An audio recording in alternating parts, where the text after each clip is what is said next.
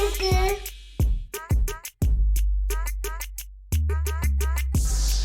அரை cup sugar போட்டுக்கோங்க.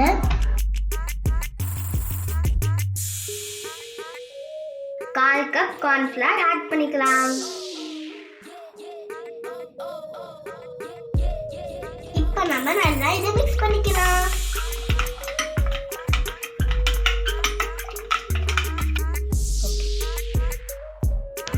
இப்போ நம்ம இதை ஒரு பேன்ல ஊற்றிக்கலாம். அடுப்புல வச்சு 5 மினிட்ஸ் குக் பண்ணிடலாம்.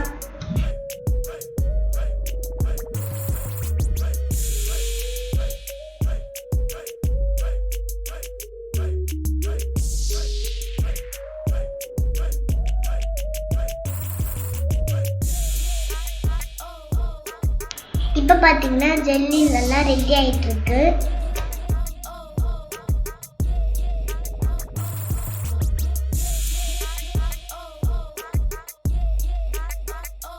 பவுல்ல ஊற்றி ஃப்ரீசர்ல வச்சிடலாம். 2 மணி நேரம் கழிச்சு எடுத்தா நம்ம ஜெல்லி ரெடி.